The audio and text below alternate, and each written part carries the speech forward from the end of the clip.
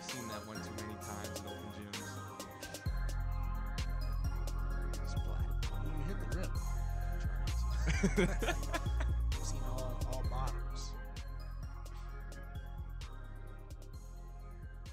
Bro, I don't know how you move in slow-mo and still do whatever you want. Just tone them. You see Luka out there? That pace. All right, well, welcome to the Elite Team Athletics Podcast. I got my guys Tevin and Q here, myself, Kyle Coglatori, and a special guest, Anthony Tucker. What's up, Tuck? What's happening? Thanks for having me. Thanks for having us. I mean, thanks for coming out. Thanks for having us. Yeah, it's a blessing to be in your presence, man. We just want to talk about, the hoop life, what you're living right now. I mean, you want to start with, you just came back because of the coronavirus to get away from all that. I kind of want to dive into that to start off. Not with the coronavirus. Hey, we don't know that, man. We don't know that. We hope he does it. Okay. No, yeah. Just want to make sure everyone knows I don't have the coronavirus. That was my biggest fear in coming back was I didn't want to be the guy that they're writing about in, like, the Wall Street Journal. Or, like, this guy came back. He's been in China, Vietnam, Malaysia, Taiwan, jumped on a plane, came back to the U.S. with the virus. Now everyone has it. But just need to clarify that. I don't have it. Let's break down, kind of let everybody know what's going on. You play out in Asia, and every league but your league got canceled. Right. So I'm in Taiwan, and our league is a regional league. So we play, there's 10 teams in the league. I think 9 countries are represented, 8 or 9 countries. So we travel. We do the most travel of any league, maybe in the world.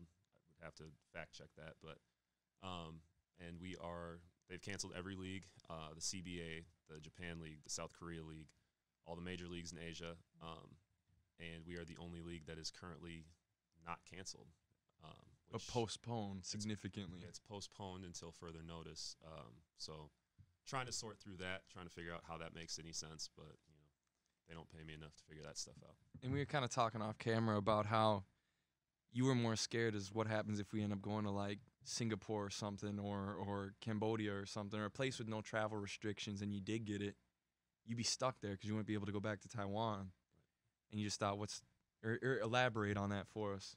Like you said, just being a little bit afraid of not necessarily getting the virus, but more the ramifications of what happens.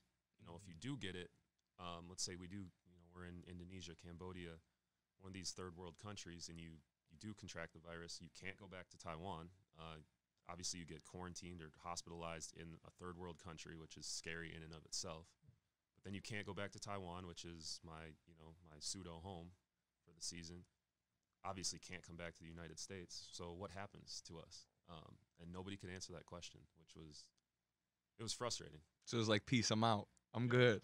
What do you want me to do? They didn't have like a team meeting that was like, all right, guys, here's the plan of what is going on, and if you get it, we're going to do X, Y, Z. It was just like, hey, you're on your own? No, we had plenty of team meetings, and I brought it up every single time, and the answer was always like, we're doing everything to, kind of ensure that the players are safe and taken care of. I said, that's not answering the question. No, that's definitely not enough. So there's nothing in place for if something like that were to happen, which at this point, if they do continue the season, it's inevitable. Someone's going to get it. Oh, for sure. So were you the first American to bolt, or did all the Americans bolt, or how did that play out? I was the first one to leave. Me and my teammate, Ryan Watkins, who I played with last year in Macau, we're now on the same team again. We were both like, he has a wife out there with him. And we were both like, this doesn't make any sense. This isn't safe. He was in the meetings as well, obviously. And with them not being able to answer these questions, it's like, what are we doing? Yeah. And so me and him together were like, all right, we're out of here. We had a meeting with our other Americans and our coach, and everyone agreed to leave. But me and Ryan were the only two that actually did it. So we left, and then the others followed suit shortly after because they saw that, like, oh, it's okay if they leave. So then what do they have you guys doing over there since it was postponed anyways? So we haven't played since February 2nd, and we were practicing twice a day, like treating it like we had games coming up, the following weekend, and did that for 3 weeks. we thought we were going to play March 1st in Singapore. Like, that was kind of, once all the games got postponed and canceled, we were like, you know, that March 1st game in Singapore is something we're actually playing, blah, blah, blah. So we were getting ready for that. It comes to be like the Wednesday before the weekend, and they're like, oh, by the way, we're not going to Singapore.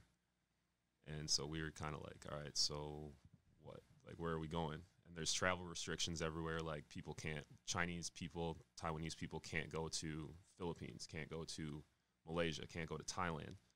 So we're like looking at our schedule, and we're like, if we're not going to Singapore, which is a place that we could go, where are we going? We can't play home games and we can't travel. So what are we doing? And that's when it kind of all like came together. We're like, Click. There's no games. So you booked your first ticket out. I was out the next day. I was packing. I was packing after practice. Next day. The next day I was gone. Did you leave stuff out there? No, I took all my stuff. Okay. I didn't know. I mean, Oos was just on here the other day, Marcus Alapate, and he was sitting there talking about how he had to figure out how to get rid of his TV and his clothes, and he's just giving it all away. And No, I took all my stuff. I mean, I was like, I'm not coming back. In my mind, I was like, I'm not coming back. I told them, like, if there's a solution that makes sense and stuff, because it's postponed right now. yeah. I'm like, yeah, if you postpone it for 2 months, make sure everything's good, whatever, I'll come back and finish the season. But I'm taking my stuff home because I'm not coming back to get it. Yeah. Right. Like, so. How does that work with your contract then that you have out there? Are you like still getting paid even though there's no So- games being played and you're practicing? My contract was up at the end of March. Our season typically runs through March, and then the playoffs are in April. So they always like prorate April. Yeah. Because they don't want to overpay you. Heaven forbid they pay you for an extra week. But Right. I'm actually signing an extension for next year. So we're figuring that out where it's just going to run like congruent with that. So it'll pick up in like April.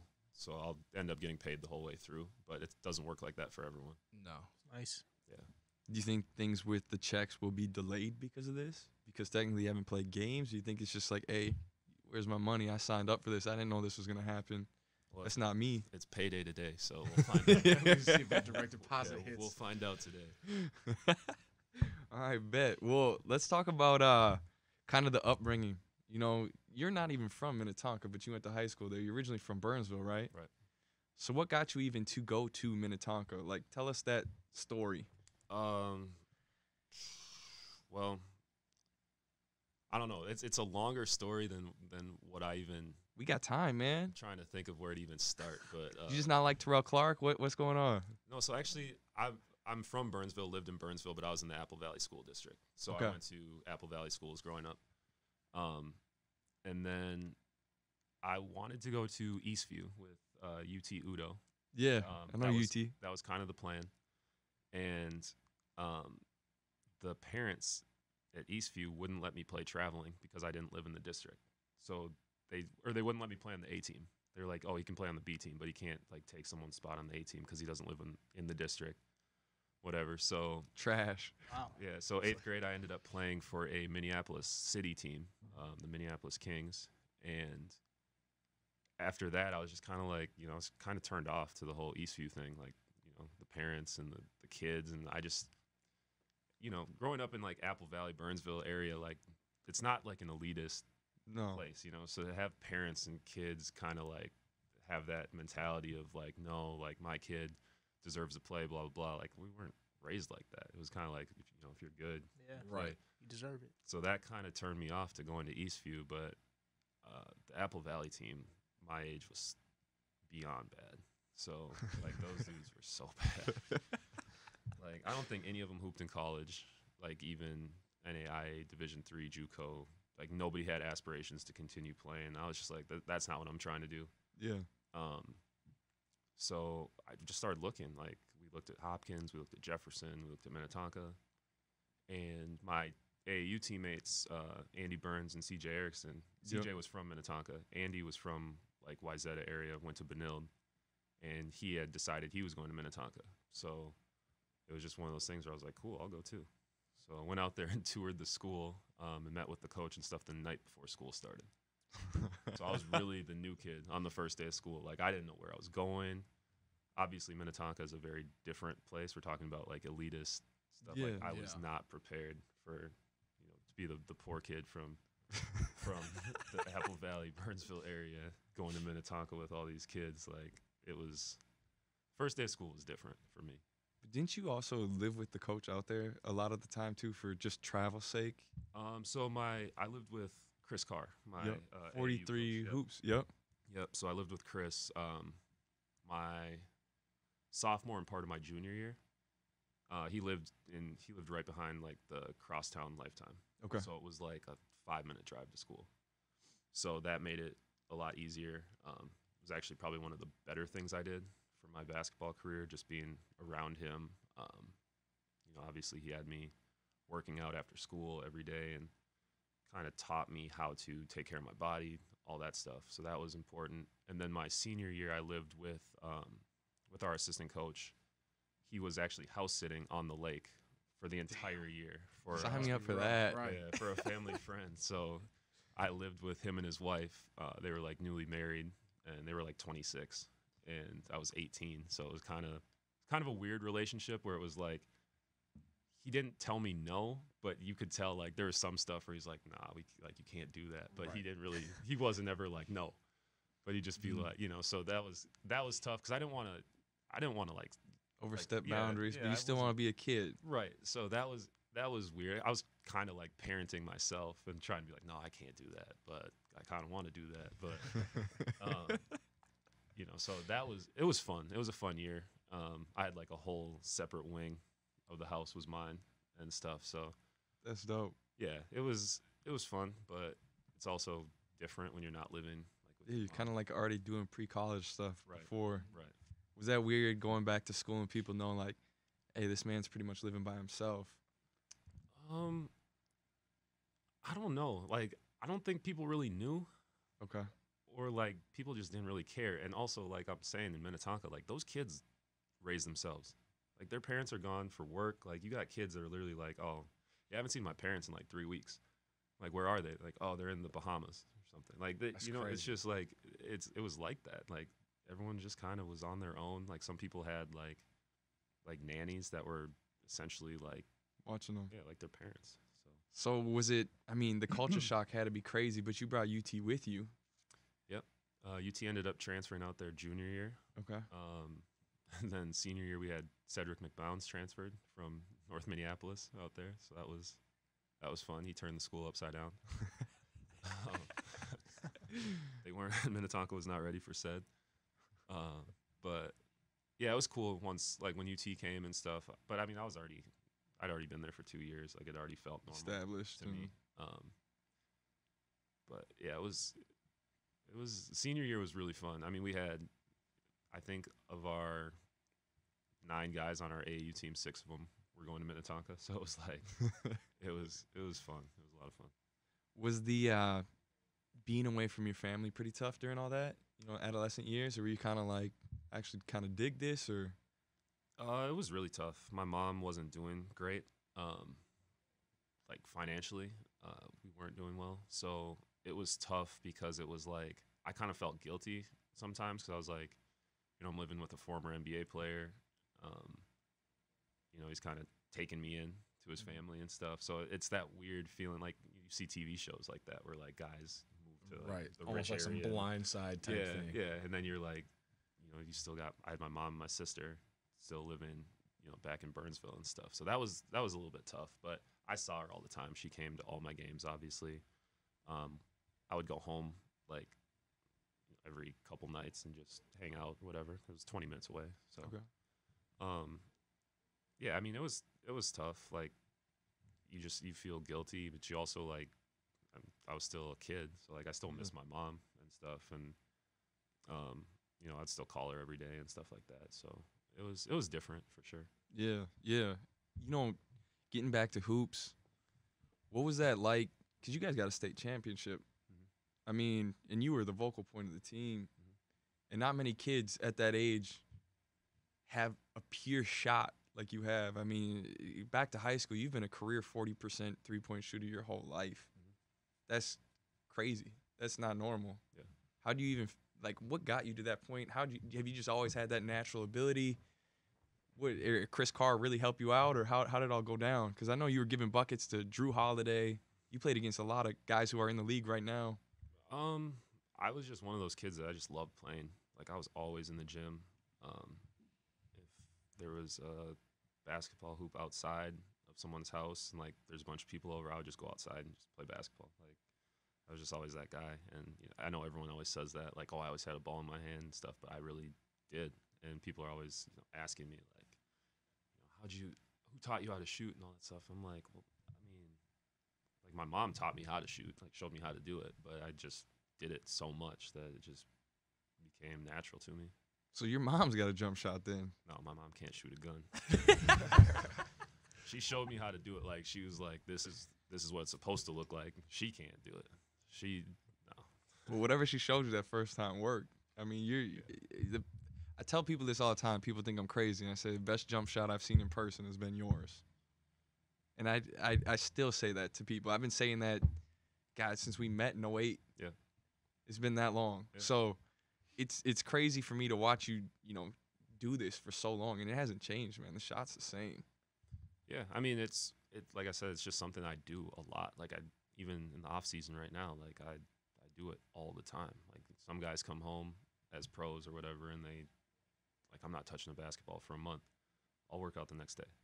And I'm not saying that I have, like, the craziest work ethic. I'm not trying to, not going to tell Kobe stories where I'm waking people up at 3 in the morning to go rebound for me and stuff. It's not that. It's just, like, I just love playing. So, like, I'm always, like, you used to see me all the time, like, in Lakeville at Lifetime. Mm-hmm. Like, I'm just in there shooting, like, by myself or, like, with someone or whatever. But it's just something I enjoy doing. So it's helped me to be able to do it, like, consistently for a long time because I just always do it. Like, I'm always putting the work in. How many shots you think you're getting up in a day? And it's probably makes, right? Yeah, I always count makes. I'm not going to tell you crazy stories of, I make 1,000 shots a day. Like, that's like everybody's go-to number. Anybody that Man, tells you 1,000 makes. I don't leave the gym till I get 1,000. yeah, like, if you really work out a lot and stuff, and, like, 1,000 makes will take you like 2-3 hours. Yeah, so, but don't let them sell you short. Because I remember seeing, like, workouts. Like, a normal person go to all 5 spots for threes or something, right? You shoot 25, you'll see how many you make in each spot. This dude will hit 25 out of 25 or 23 out of 25, 25 out of 25, all the way around. Right. And I'm just like, F him. but F him every time. A repetition. Everyone says that, though. Everyone will be like, oh, I get up 1,000 shots a day, or I get up 500 shots a day. Well, you don't have to if you make them all every time. I'm just saying, like, that takes a long time, and nobody's gonna do that. Like, Right. I'll try to get maybe like 200 shots up a day or 200 makes, which that still takes. You got to find someone that's gonna rebound for you too. That's the other thing. When people say that, like, people are like, oh, I shoot 1,000 shots a day. I'm like, who's rebounding? And I know you're not shooting on the gun, because the gun, after about 200 shots on the gun, you got balls flying everywhere that you had to go chase. Yep.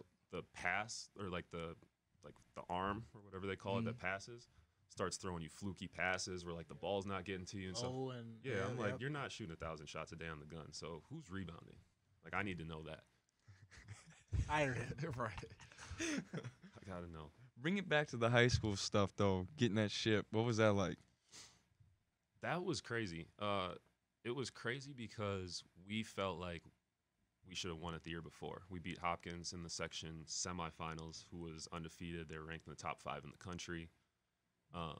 Beat them on a buzzer beater, and turned around and played Jefferson, Cole Aldrich, in the section final, and like they were bad.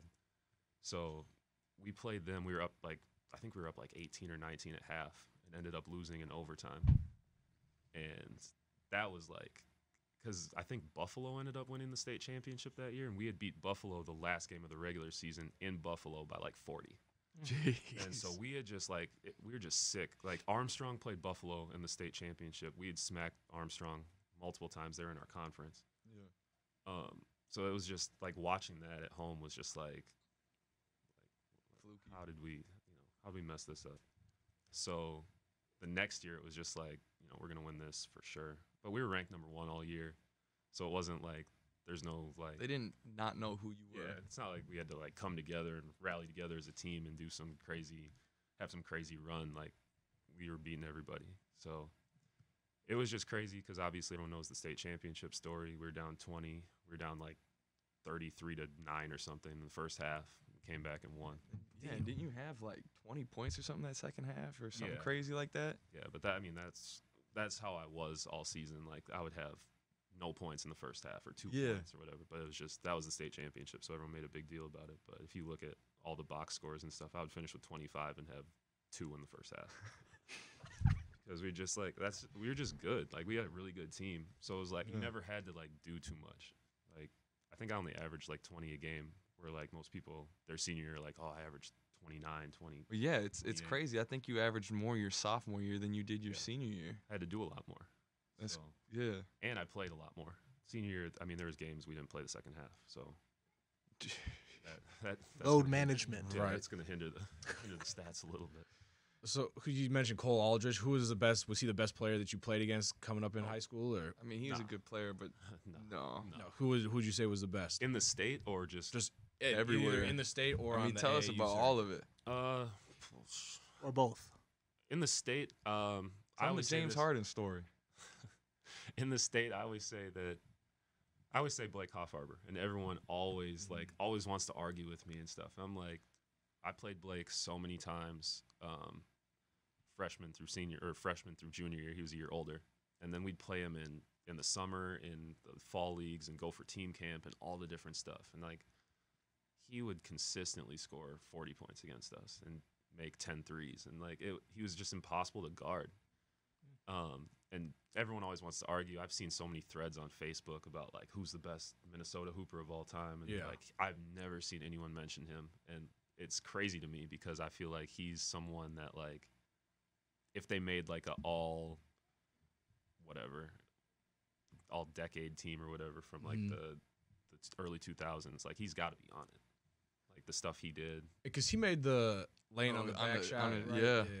But and everyone talks about that shot. That's Nobody not talks even about the shot that he hit before that. Yeah, he hit like a 29-footer contested to tie the game. Like to even put them in that situation. Like he was just. I thought he was. To me, like I was like he was the toughest player I played against in the state. And he had Ty Nikolai on his team too. Yeah, they had a really good team. Yeah. But like, I mean, he was the motor to it all. But the best player I ever played against was. I mean, I've played against Drew, James Harden, Brandon Jennings. Played against Michael Beasley when Michael Beasley was that man. Yeah, that dude. Still nice. Yeah, I mean, he's overseas now, right? He was in China last year. I don't know where he's been this year. He's an interesting dude. But people, I mean, we watch Zion Williamson and stuff right now. That's how Michael Beasley was.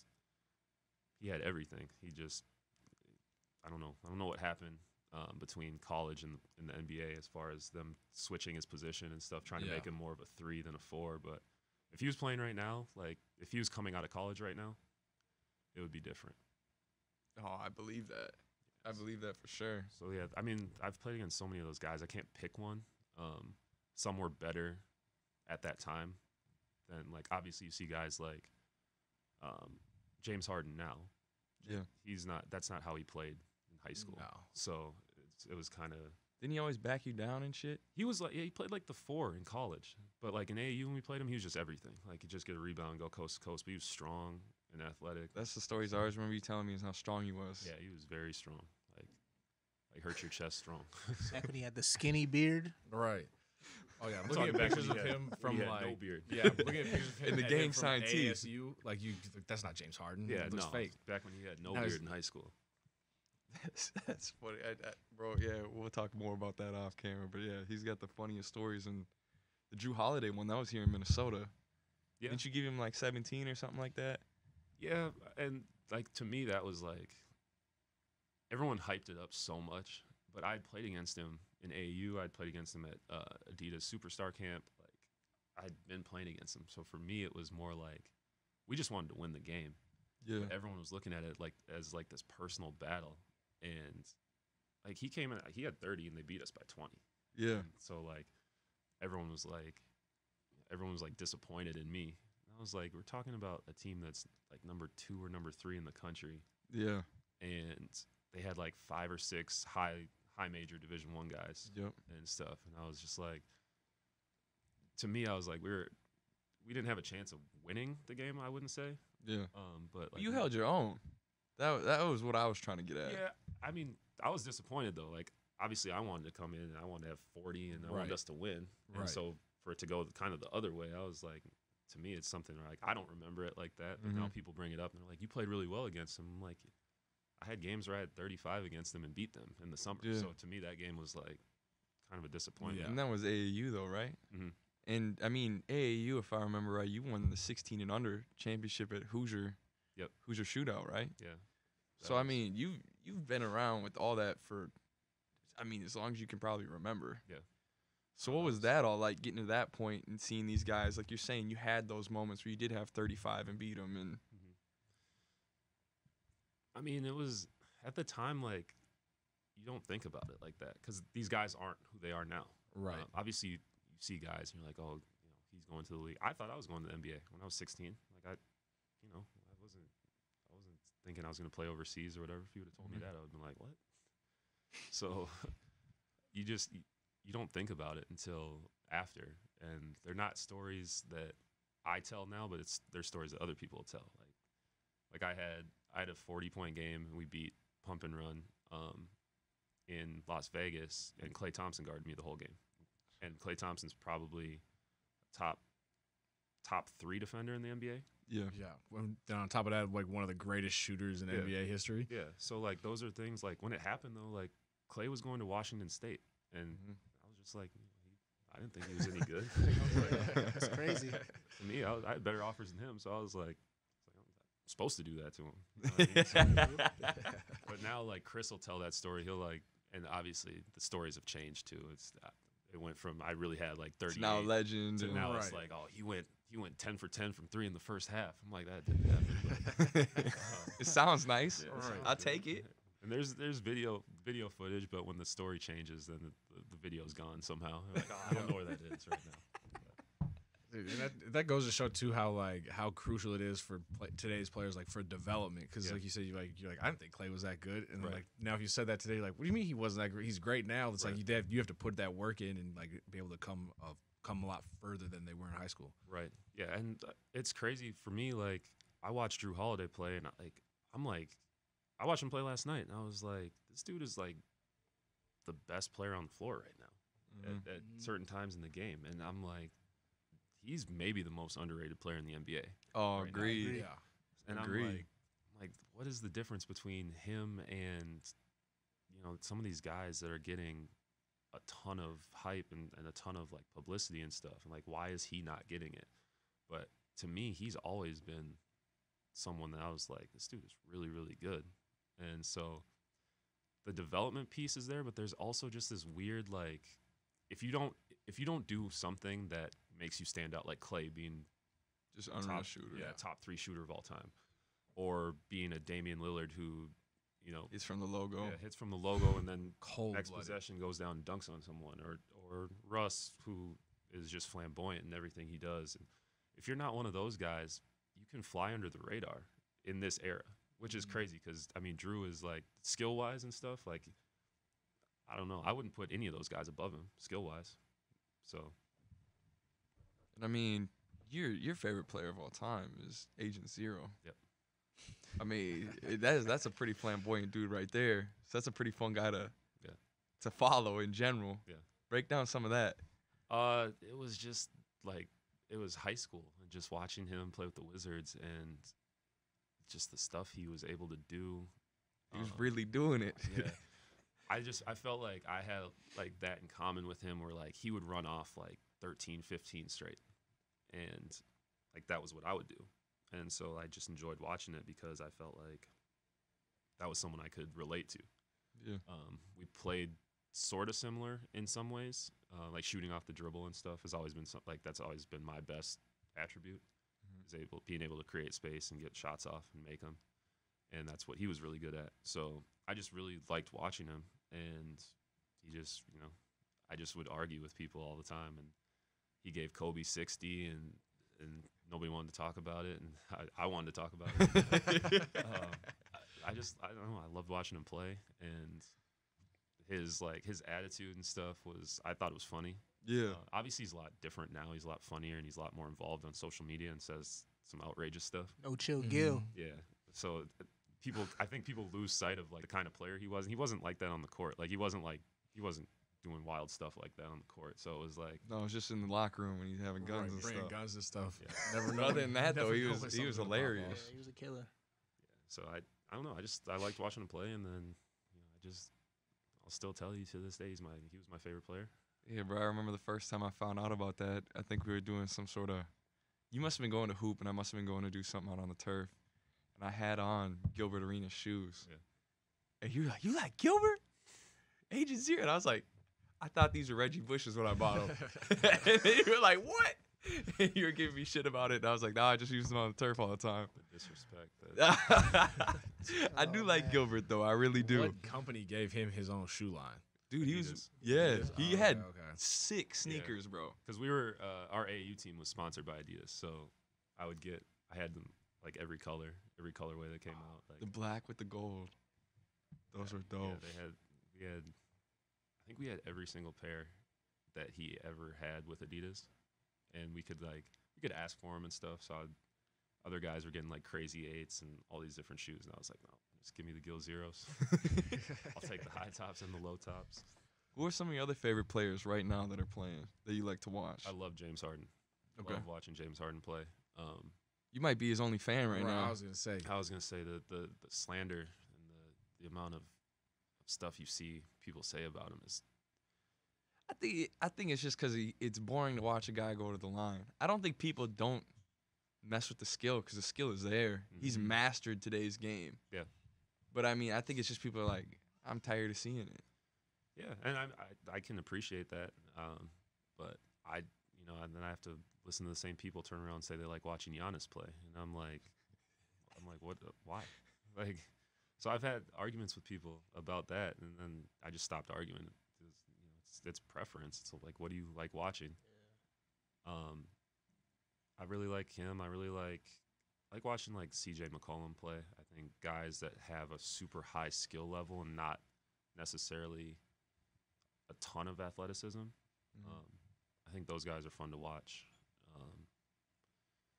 Right now, though, I'm just kind of more of just a fan of the NBA and of just appreciating guys' skill. Like watching Luka last night. He's different. Yeah, it's fun watching him. I mean, watching him play against Drew last night. Drew's one of the better defenders in the league.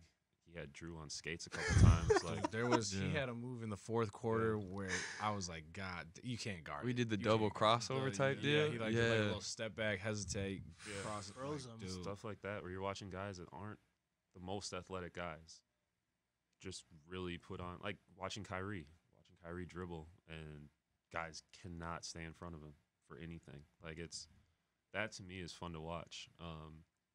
I'm kind of with James Harden in I don't like watching Giannis play. I think he's mastered. You say James Harden's mastered the NBA. I think Giannis has, because when he went and played in the FIBA World Championships, he looked terrible. Yeah. So I think I don't enjoy watching like the bigger like Kawhi's. I'd rather watch Paul George than Kawhi. Well, yeah, Paul George is, man, until he broke his leg, I think he was probably the best player in the NBA that year before the injury happened. I think that's kind of kept him off the radar since. Yeah, he was on that level of like the best two-way player in the game. Oh, man, I thought it was him and LeBron that year, and I thought Paul George, he was killing kids that year. That's one of those where you have high expectations for LeBron and no expectations for Paul George. So it's a lose-lose. I guess. I mean, yeah, LeBron's been the most consistent, but I feel like since that injury, he's kind of like you said, gone under the radar, and people don't appreciate how unreal he is. I mean, he was an MVP candidate last year. So like he's found it. I don't think this is a good fit with the Clippers. But Do you think it's a good fit for him to stand out or for him to still get a ship, though? I feel like it's a great opportunity to get it. It depends. Some guys don't win one their entire career and have great, fantastic careers. And then some guys win a bunch of championships or win one, and there's an asterisk by it because it's like, oh, you didn't really do anything. Like you were second, third option on the team. So for guys that are, stars or borderline superstars or whatever like class you put him in, I don't know. It depends. Sometimes it is about winning. Sometimes it's about maximizing your, the shine that you get. Do you enjoy the game today versus, like the 90s? Or do you prefer the 90s over that? Or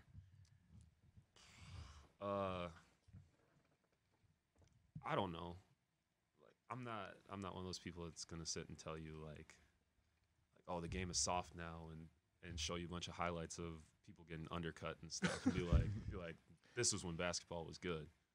I think some stuff is hard to watch, but it's more like the technical stuff. Like I think the reviews in the last 2 minutes and stuff is like every time the ball goes out of bounds, all a guy has to do is do this, and we're sitting there for 2-3 minutes waiting for them to look at it.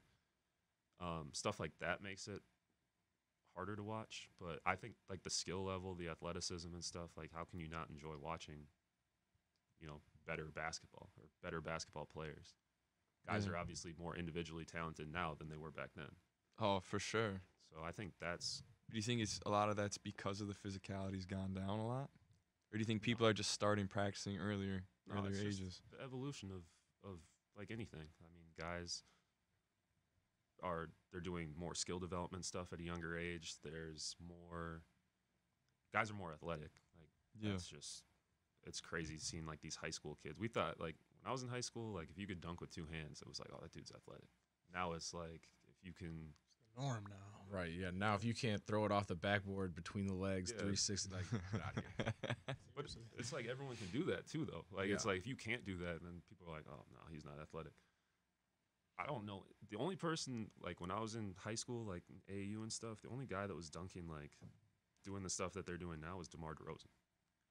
Like, literally the only guy. Nobody else was doing any of that. Terrell Clark could throw down. He wasn't doing DeMar DeRozan, but he was. That's another example of, like, we thought Terrell was crazy athletic. I did. I still do. I mean, I see him every once in a while hooping, and he still can fly. Yeah, but that, like, not. Not DeMar DeRozan. I do agree with that. Just in terms of like these high school kids now, like, no, no. You ever get dunked on? Yeah. Who was it by? I mean, I've been dunked on so many times. College, I remember my freshman year at college, like we'd do like these fast break drills and stuff, and like I was a freshman, and I was like, oh, I got to draw charges all the time. I would try to draw charges and get dunked on probably like once every 2 or 3 days. Is there one in a game that stands out where it's like I cannot watch that on film when we go back, run the tape back? I'm sure there's one that I'm just, I blocked it off.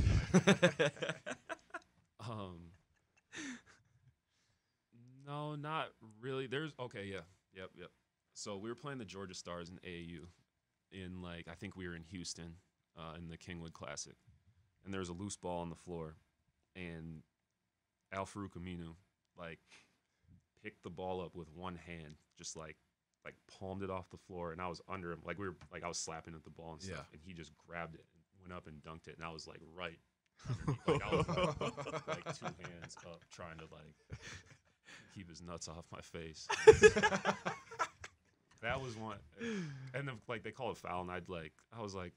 You didn't have to call the foul. I didn't really That makes it so much worse. It didn't affect the play really. I was just protecting myself. But that was one because I was there was guys just slapping with the ball, and he was just no, give me this. And it's weird because in the NBA he was a wing, a 3-point shooter. In AAU he was a monster.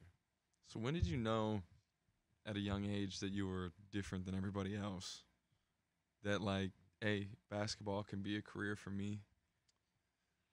My 15s year of AAU, so was that right after freshman year, going into sophomore year, I think? Because that's when we started traveling. I mean, we traveled when I was younger, when I played for Magic. We'd go to AAU nationals and stuff, but that's more you're just you're the best player on your team, and you don't hear about other guys. There's no, back then there was no social media.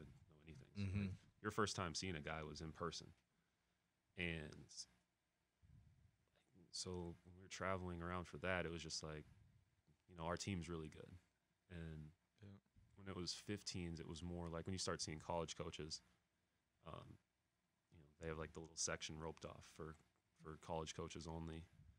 And when you start having tournament MVPs and all tournament teams and stuff like that, and I was consistently having really good tournaments.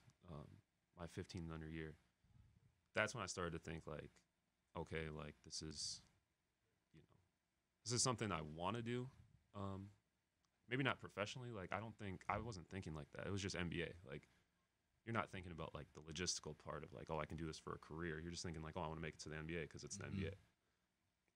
But 15-0 was when I was like, okay, I want to play Division I. I want to play high major Division I. I want to be really good. So I would say it was that year because you start seeing other guys, but you're also starting to hear about other guys. And then you're hearing about them, then you're playing against them, and you're like, oh, this guy's not. Which I'm sure there's plenty of guys that have said that about me. Like I played against him and like he wasn't that good. But that's how it is. Like you hear about this guy from whether it's a teammate or a coach or you go on Rivals. Like that used to be the big thing. It was like the Rivals rankings for us. Yeah. You go on Rivals. That's when they started ranking players too. Yeah. 15's year. So like that was a big thing too. So I would say that year was when it became like more real to me. So what coaches were you seeing? Like who was the first coach that really caught your eye? Did he even come there for you, or did you impress him at the tournaments? Now he does know who you are. I played really well in Houston. That was like we went to Houston like April, so it was like the first tournament. And I played really well. And there was like, I just remember seeing like we played a team from like Georgia or something, and there was just all these coaches from like the SEC schools. There was like Georgia, Florida, like Vanderbilt, like all these schools, because they're following these guys around. And I was just like, that was the first time when I was like seeing these big schools. Yeah. The other stuff, like in Minnesota, like at that time, basketball wasn't, the talent level wasn't super high. So like we were seeing like Wisconsin, Green Bay, and UNI and stuff. Like that's who was watching our games, like following us around. Like they're at our 10 in the morning games and stuff. So when we started playing like these good teams, was when I started seeing like these bigger schools, and I was playing really well. Yeah. And part of it was the situation I was in. Like I was on a team where we had 3 Division I guys. So Who were they? Myself, Andrew Brahmer, who also played at Iowa, and CJ Harrison. Okay. To Evansville. Everyone else went Division II or JUCO or whatever. So we didn't have like this elite team. So I was just in a situation where like, if I didn't play well, we weren't going to be any good. But I had the ball all the time. It was just a situation for me to do well and to shine. And so I was able to play well like most of the time. And so we'd play these really good teams, and we had a really good team. Like we practiced a lot for an AAU team. Like we had good coaching and stuff. So, and that was Chris Carr. Yeah, we'd win a lot of games. We'd make it to the Final Four of these big tournaments and stuff like that. And I remember we made it to the Final Four at Kingwood, and we had to leave because of our flight. Like we booked our flights like, oh, we're not going to make it to the championship. So we ended up forfeiting in the Final Four. Otherwise, I mean, if we win that tournament, that puts us on the map. No shit. So we ended up leaving early. Or no, we forfeit the championship game. We won the semifinal game. Yeah. The championship game. I'll be like, yo, we got to reschedule. We got to miss this flight. But at that time, like for AAU, like we didn't have a big sponsorship my 15's year. Yeah. So we didn't have a bunch of money. Like parents were paying the money. So parents are like, get your ass on that plane. Flights. And it was like, you guys got school tomorrow. Like Sunday afternoon, if we don't get on this flight, who knows when we're getting back. Right. Monday morning, that's another night of hotel, food, changing tickets. They were like, no, we got to go. Yeah. So we were like, kids were like, all right, cool. Like, time to go. So yeah, I would say 15's year was the first time when I was like, okay, I can do this. Do you feel like most of your recruiting came from the AAU? Obviously. Yeah. At that time, that's what it was. Like, it was kind of weird because like you'd get recruited heavily in AAU, and then like if they were really serious about you, they might show up to a high school game, but they weren't it wasn't the other way around. Yeah. So like they weren't coming to high school games to see you, and then being like, oh, we'll check them out in the summer too. Like it was the opposite. So we needed AAU. So like when people talk about like, oh, AAU's ruining basketball, I'm like, AAU's what gets you noticed. When I was playing, now with social media, you don't have to leave the couch if you're a college coach. You just go on Ball Is Life or whatever and be like, oh. I still feel like high school ball, you're not getting the same competition. You see a lot of good guys playing with these, single A schools, and AAU is like essentially is like the Division I of high school basketball. For and then sure. high school, the regular high school season is just like so the regular kids can go play basketball. And then you're seeing coaches screw kids over for playing in AAU, which is a sad thing to see too, because it's messing up their minutes, screwing up their shine. Yeah, but I mean, part of AAU is tough too because you're taking on these good teams, you're taking the best player, the kids that are used to being the best player on their teams, and then you're putting them together, and so the problem is the parents really, but it's like I'm going on. I just came off an all-conference varsity season at whatever school I went to, and now I'm coming and I got to play behind this dude, so I'm only playing 10 minutes a game. Yeah. So that's where the problems lie, I feel like. But at the same time, it's like it's the same thing when you get to college. Everyone's right. If you go to a Big Ten school, a ACC school, Big 12 school, whatever, you're really good. Like you're good, and you're not just the best player on your team. You're probably the best player in your state. Like whatever the case is, you get to college, and it's very humbling very quickly. Like you're redshirting. Yeah. Like, what? So I think it gets you ready for that. And I think it creates like healthy competition, but at that time, like nobody's been through that before, so it's kind of tough to jump into that, especially when you're putting people's future. That's where the parents come in. They're like, oh, like you didn't play my kid, and this coach was here to see him and stuff, and they feel like you're ruining it or like screwing kids over. And you're like, well, we're trying to win at the same time, so finding that balance is tough too. But I thought AU was pivotal at the time. Yeah. I thought it was the most important thing in the world because that's where the coaches were. And it's a chance too where like someone isn't recruiting you. Yeah. They're there to see someone else and you play well and all of a sudden you're on their radar. So I thought that was huge. So whose radar were you all in? Or on, I should say. Like who were you talking to when you were making those decisions for recruiting? I mean, I had so many schools interested that didn't offer me scholarships.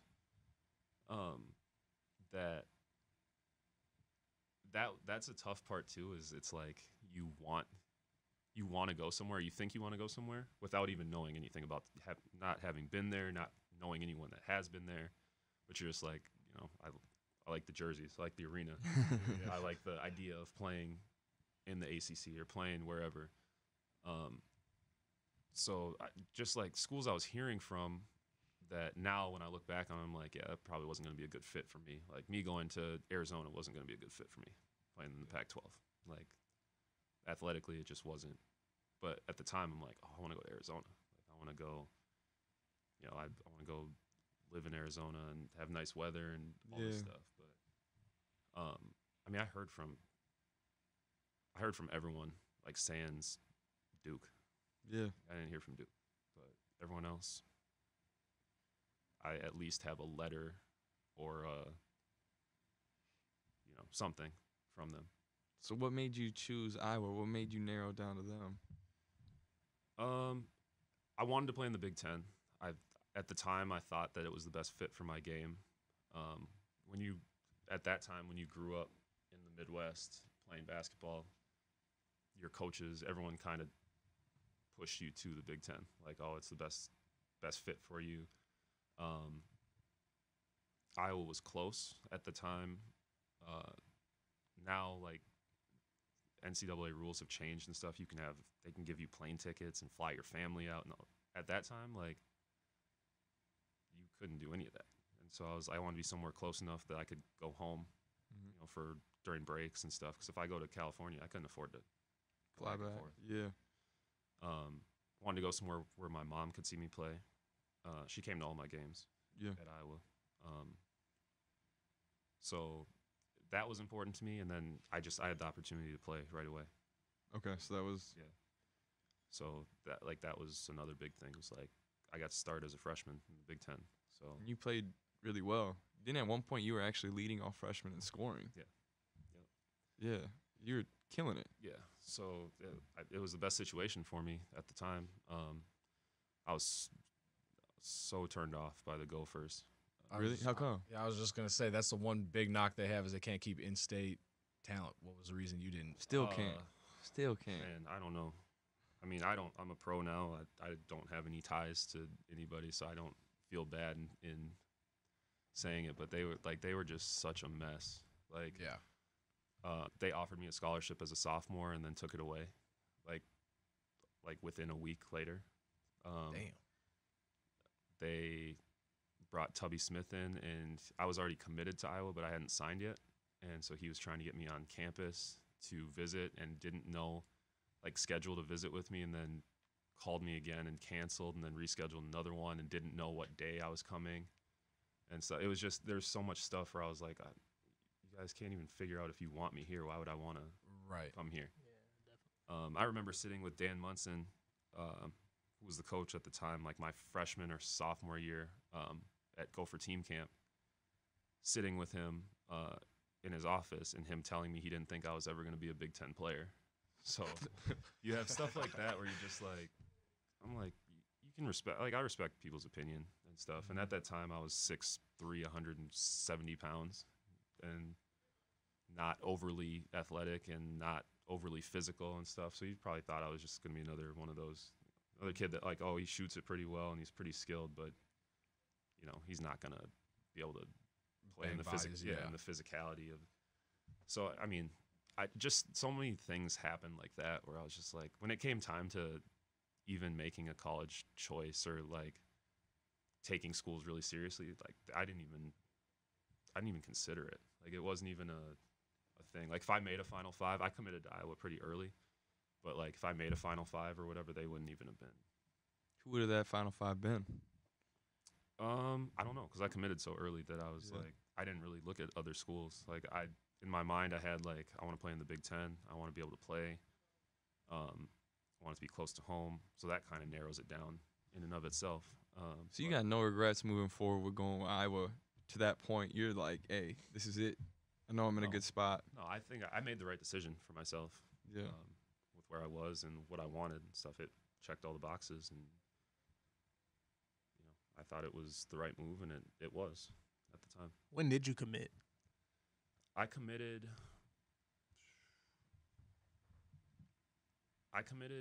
in the fall of my – no, I committed in the spring of my junior year. Oh, so you would have had a lot of time still to collect a lot of interest from other schools too. So I committed at the very beginning of the 17 under AAU like season. Yep. So which I had the best 17U AAU season possible. There was no pressure. We were playing in all these huge tournaments, and I was just like, you just take that weight off of your shoulders, and I just had fun. I think I averaged like 27, 9, and 9 for the summer. And we won a bunch of tournaments. I went to camp. It was just like, just had a great spring because it was fun. And so then I started picking up. I had like UCLA, I had Louisville, all these schools like trying to get me, you know, like, oh, you should reconsider that. And I was just like, no, I'm good. Like, hey man, Shaq was getting that money on the table. Maybe they threw you something. Nah, that was not for me. I was like, I'm good. Stay out of that. Yeah, I signed at the first signing period, senior year, and was just, I mean, that carried into senior year. Like, I just played really well because I wasn't worried about anything. So then let's talk about when you got to Iowa. What was that transition like? And I mean, we can go into, you know, your freshman and sophomore year of all that. And I mean, you just had a different college career than what you originally envisioned. And I think a lot of it, also too, I'm biased because I'm your boy, but I think a lot of stuff was, you know, bogus just because you're a kid. You know what I mean? And how things kind of got thrown upon you.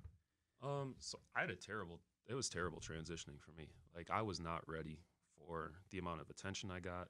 I didn't know how to handle it. And the basketball transition was really tough for me. I went from playing for a coach who was really hard on me as a freshman and a sophomore. And then by the time I was a senior, I could have kicked the ball, kick the ball from half court and try to make it. He'd be like, oh, good shot. So then I got to Iowa and played for a coach named Todd Licklider. He's now the head coach at Evansville. And he was really different. he wasn't overly social. Like, he didn't talk to us. Like, you could walk by him, like, in the tunnel, and he wouldn't talk to you. Like, he'd just kind of, like, duck his head and walk past you, which I'm coming off of playing AAU for Chris, who I'd lived with and had, was a father figure to me.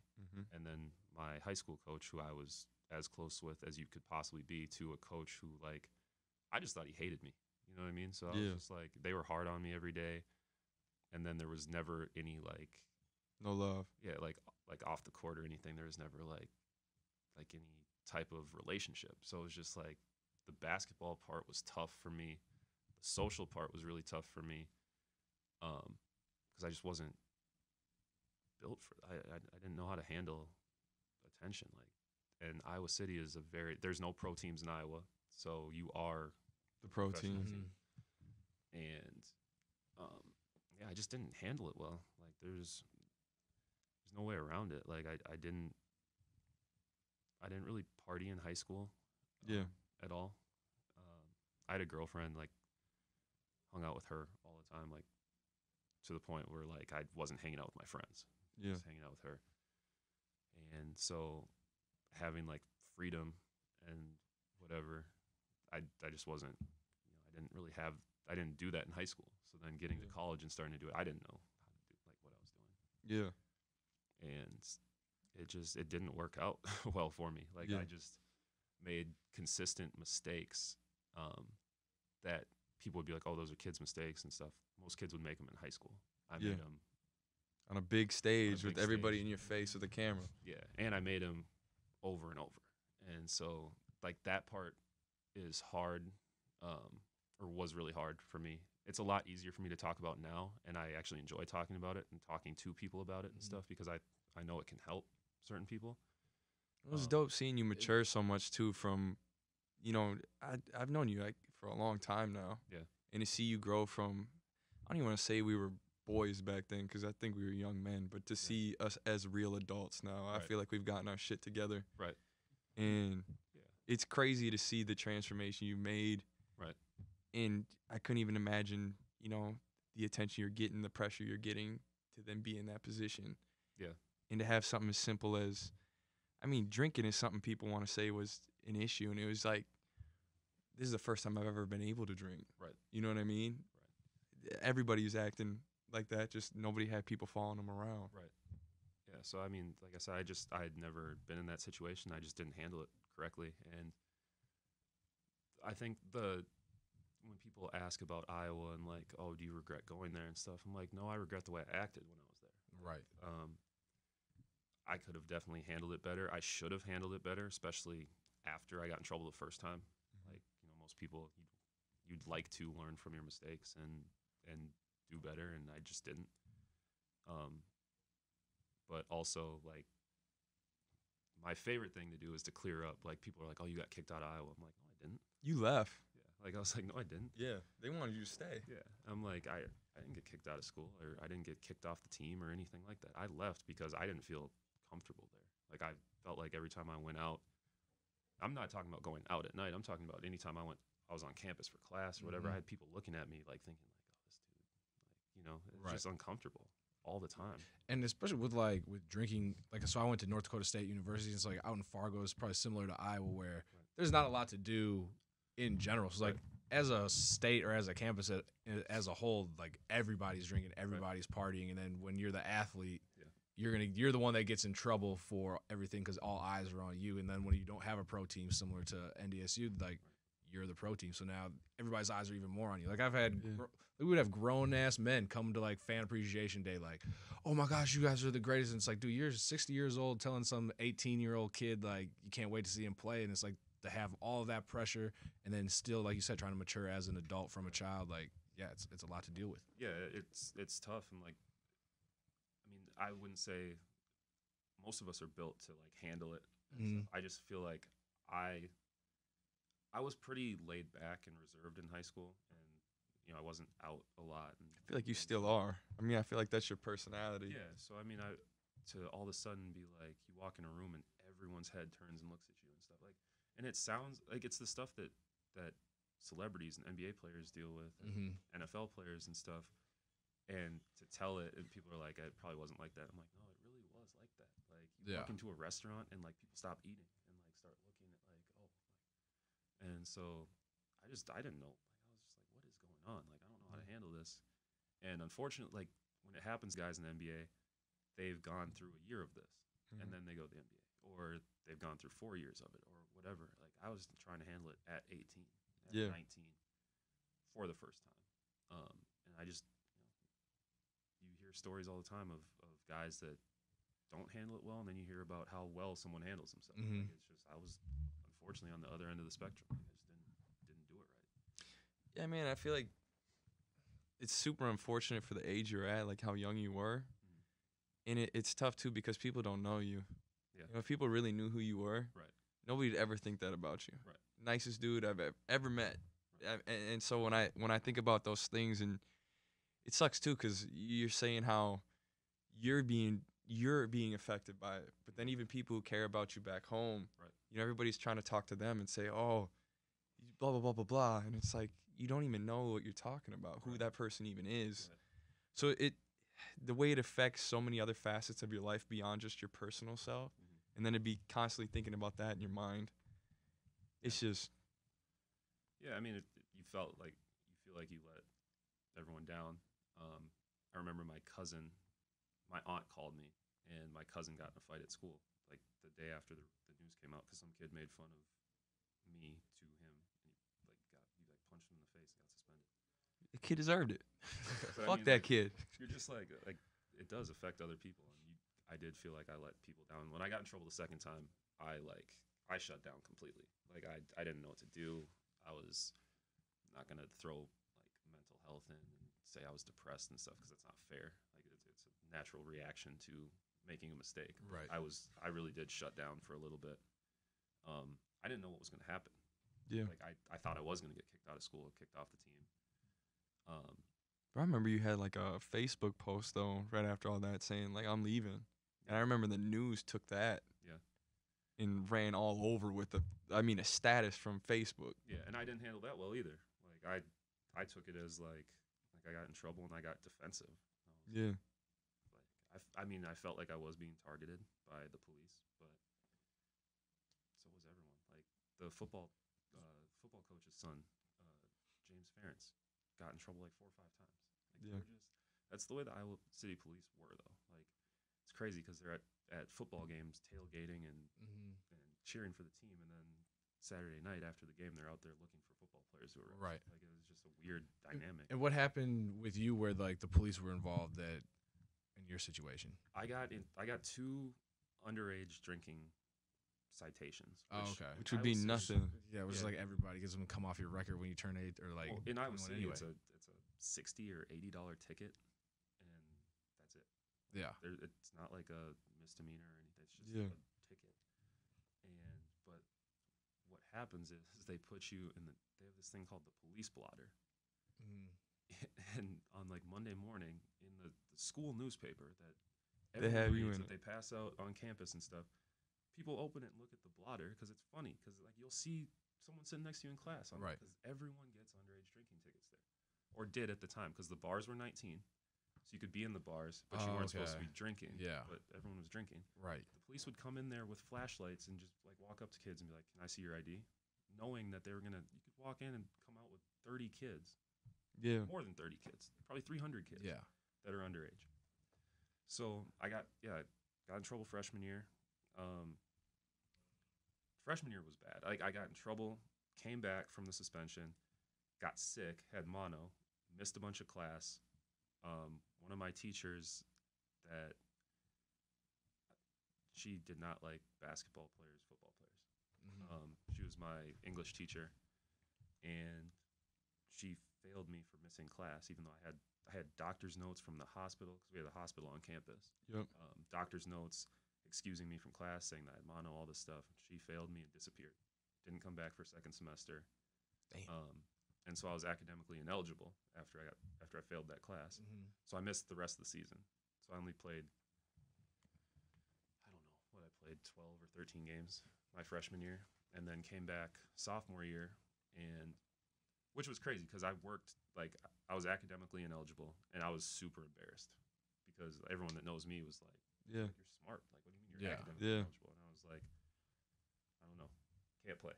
Like that was I just be like I just can't play. So second semester I got a 3.9 just to. And it was all over the place, like the news and everyone was like, "Oh, don't get it twisted. He's really worked on himself and stuff." I was like, no. "I'm being the same me I've always been." I said, "No, I'm not going out like that." So like worked my butt off second semester, like in the classroom and on the court and stuff. Came back, gained a bunch of weight. Like I was like went from like 190 to like 205.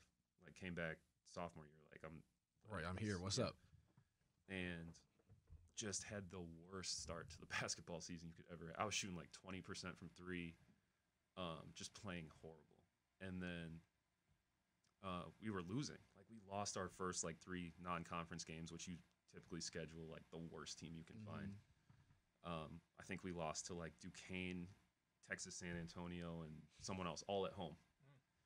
And so I'm just like, what is going on? Like I'm playing bad. Like I'm averaging like 11 points a game, but I'm shooting like 20%.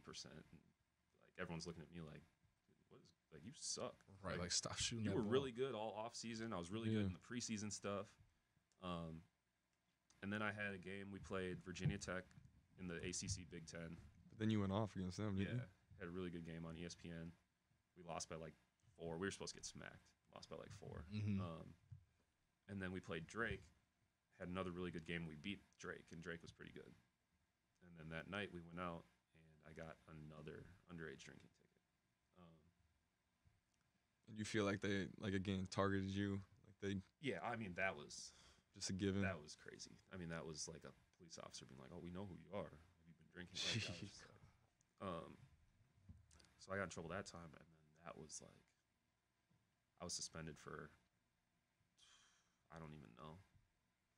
I think he suspended me for like something like 14 games or something. Yeah, which is a lot. Like, right. It was like most. Yeah, it was like most of the Big Ten season. And then I came back, and he like dressed me for a game. Like it was my first game back. We were playing Northwestern, and playing them at home, and stuff. And like I wasn't starting, which I was like, whatever, that's fine. Then he like didn't put me in at all in the first half, and I was like, it's a close game. Like Northwestern was a team that like they were not great, but they were okay.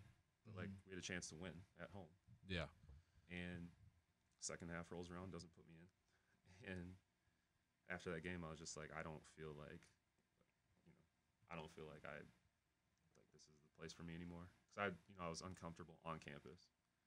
Now you're uncomfortable on the court. Basketball comes back, and I'm like, this is the only thing that was keeping me here. Yeah, it was another situation where I worked really, really hard I had to jump through a bunch of hoops to get back like in good standing on the team. I had to do some counseling stuff. I had to do some community service stuff. All this while I'm practicing with the team,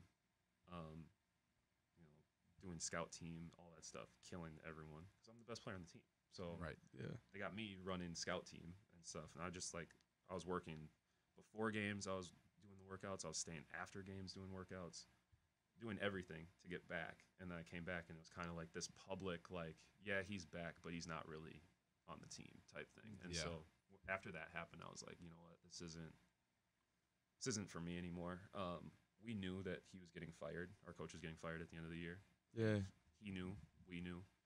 And he started doing stuff like he started his son, who was a walk-on. His son was like a 5'9", 180-pound point guard. Started him against Purdue, who was top 5 in the country.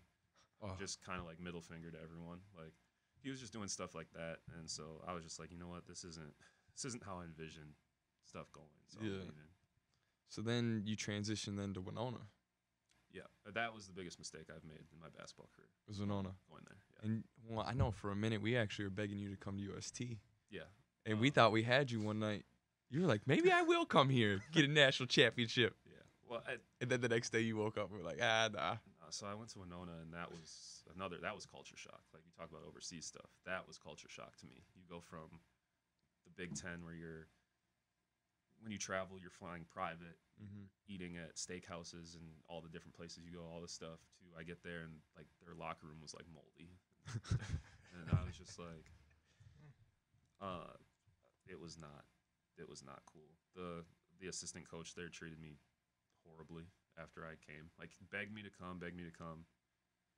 At first, when I was transferring, you get your release. How transferring works is you get your release, and then it's like you're getting recruited all over again. He called me. He was one of the first people that called me, and I was like, who? And he was like, Winona State. And I was like, Division what? And I was like, no. Yeah. I was like, don't call me again. Yeah. But as the process went on, I was like, you know what? Like, it hit me like, okay, if you go to another Division I school, you got to sit out a year. I sat half a year and then sat essentially half a year. Yeah. So I only played like 24 games or something at Iowa. Yeah. In 2 years. So I'm like, now I got to go sit another year? Like, I was like, or if I go D2, I can play right away. And I was like, oh, I'll just go to the best Division II school in the country. Which was Winona. At the time. And so I was like, okay, well, let's do that. And so I get there, and the same dude, he treated me so poorly because he knew I didn't want to be there. And he's like one of those dudes that's like all-time leading, I don't know if he's all-time leading scorer, but like has records there and stuff. And like has like this warrior pride thing. And I was just like, I'm the Division I kid that's transferring in that doesn't want to be there. So he treated me terribly. And so it was a terrible experience. Like, I was coming home every weekend before the season and after the season. Like, I didn't want to be there at all. I was leaving Thursdays, coming back Mondays, like missing class because I was like, I don't like it here. Yeah. And it's a tough transition going like Big Ten to mid-major. So I went Big Ten to Division II, like NSIC school, which, I mean, there's some Division IIs throughout the country that have nice facilities, have money for the programs and stuff, but up here, like, it was such a huge jump for me that I was like, that was culture shock. Walking in the locker room that first day, and I was like, it's moldy in here, and like the carpet looks gross, and what do you mean, like, we don't have practice gear?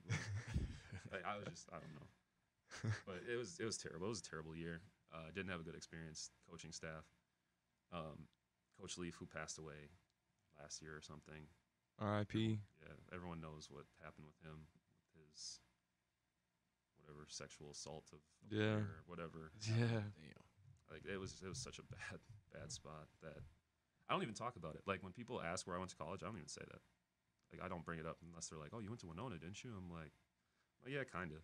Yeah. I was there a little bit. Right. Physically, not then you mentally. dipped out and went to Moorhead. Yep. And so that was interesting because Coach Walthall, the head coach there, was an assistant at Iowa, and he's one of the coaches that recruited me at Iowa. He knows you. Yeah, and he actually got the head coaching job at Moorhead like 2 weeks after I signed to go to Winona. So had the timing been different, I probably would have went there right away, which would have been better. I could have played 2 years there instead of one. But I ended up going there. I did end up redshirting again. Yeah, so you had to sit. That was the other part I was going to talk to you about. I needed that, though. Mentally, I needed it. Physically, I needed it. I'd gotten way out of shape at Winona. Like, because once the basketball season ended, I was just like, I was questioning if I wanted to play anymore. I wasn't working out because I wasn't going back. Yeah. So I was just kind of like, I was hooping, like playing pickup games randomly and stuff, but I wasn't like working out every day. Yeah. And stuff. So going to Moorhead was great because I got to redshirt. I got to kind of refocus my energy on getting back in shape. I like wasted a year at Winona too academically because I switched to some random major like rec and tourism or something. Like, which I think like that path leads you to being like a park ranger or something. I don't even know. I don't know what I was doing. Like so credits wise, like I had all these credits that didn't count towards anything. So I just got to go figure stuff out. Like that year kind of changed stuff for me. That redshirt year at Moorhead, just being able to work out and then figure out like, all right, I need to figure out my degree so I'm not in college for 8 years. And then you find love again for the game. Yeah, and to me it was never about that. Like me deciding I didn't want to play. I just was so tired of dealing with the other stuff. Like I'd been suspended. I'd jumped through all these hoops to play, and then you get there. And then, like, the Winona team, we had so much. We were preseason number 3 or number 2 in the country. We had a couple D1 transfers. We had a bunch of guys that could have played Division I but went to Winona instead for different reasons. We just had a really, really good team, and like a team that people were looking at us like they're not going to lose a game. And we were like 2 games above 500. Like, just couldn't figure it out. So like, and that was a really stressful year because everyone was blaming me. Like, oh, he ruined the team chemistry, and he did. And I was just like, I was just so tired of the other stuff. I was like, I don't want to do this anymore. If this is what college basketball is, and this is like the next level of basketball, like I was like, I don't want to do this. Do you think that almost in a way inadvertently because you didn't want to be there and like going home every weekend, and a big part of being like a team sport is the hanging out outside of the season? Do you think if you would have stayed and not went home, like not necessarily that all of a sudden you guys would have went undefeated, won national championships, but that it would have maybe helped gel a little bit more with the team? Or so I didn't have personal, like, there was no locker room issues with me and the team. Like, I was CJ Erickson, my teammate from high school, had transferred from Evansville after his freshman year to Winona. So I was, he lived with 4 other players. I lived like they had built these brand new like dorms that were like apartments, but they called them dorms. I don't know why. I lived with 3 players on the team, and then CJ lived with like 4 guys in a house, and so like we would always go over there, and then the other guys would come over, and so like the team was pretty united. Like, it was actually, it was a pretty close knit group. We just couldn't figure it out on the court, and I think part of it was the coaching was so bad. Like, I was gonna ask that. The coach, I mean, I don't think anyone would argue with me that the coaching staff there was not doing what they were supposed to. So, just on the court, couldn't figure it out, and like we had so much talent. Like, that's one of the most talented teams I've been on. Not in terms of the level that it was at. Like, we had our starting point guard had been a receiver at University of Minnesota, but had been like an all-state basketball player and decided like I'd rather play basketball than football. So he transferred, was all conference like 4 years in a row, had been on the national championship teams. So like, and he was like a 5th-year senior, so he was really good. I think he ended up winning. He might have been player of the year in the conference, or he was all conference first team for sure. We had a center that was a Division I transfer from Iowa State.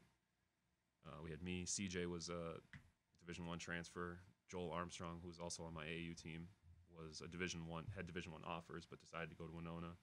Like, we had a really good group. Yeah. And it was just like, there's so much talent, and just couldn't figure out how to play like a team. Couldn't do it. So like, that was just like, that part, like getting blamed for that was like, you guys were bad last year. Like, it's not like you guys won last year and all of a sudden I came and now we're not winning. Right. There's just a lot to throw on, like the compounding from 18 to 19 to 20. Yeah. You're just getting slapped with so much stuff. Right. That's out of your control that the media's generating. Right. Man, I can't even imagine. Honest to God, can't even imagine. And it's super cool to see you not even succeed, but killing it. Like, just to see you go from, figuring out Moorhead, kind of getting you back to where you were, but then ended up in Finland was where you started, right? Right. Then you went to the Czech Republic, Belgium, Hungary, Turkey, now at Asia, even though the Corona, you bumped out right now. But I mean, when you got to Asia, I mean, you're killing it. You were the World Import MVP. Like, I mean, you're not just doing it. You're really doing it at a high level. Yeah. You know what I mean? So I don't want to. I mean, I want to get into when you started out at Finland so we can hear kind of what it was like when you were starting out in these new countries, when you were, scared to get there and what that was like, because that's another transition for you. But to see you get away from that, negativity that the media was surrounding you with. Yeah. And then, to see where you're at and, really ending on a high note, which is just awesome to see. Yeah, I mean, the transition was crazy I had a really good senior year at Moorhead, like.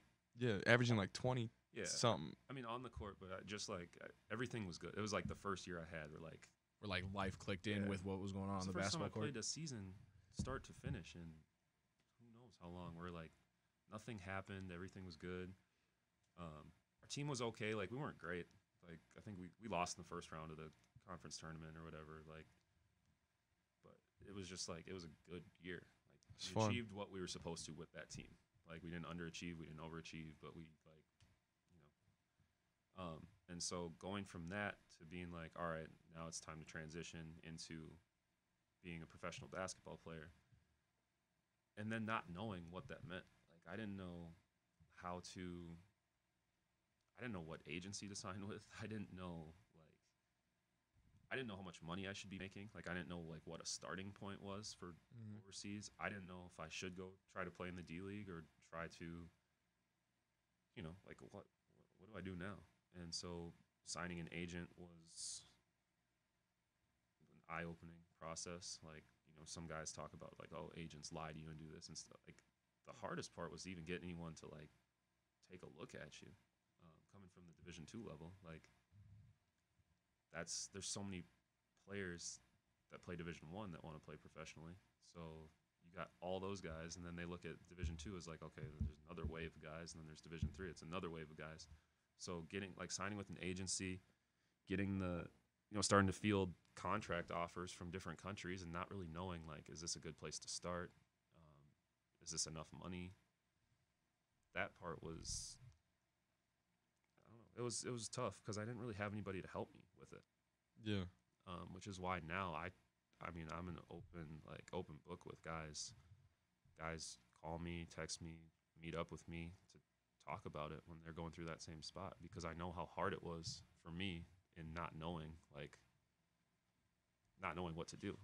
So getting that Finland offer and deciding that was the right spot and going there and stuff was like a whole new chapter.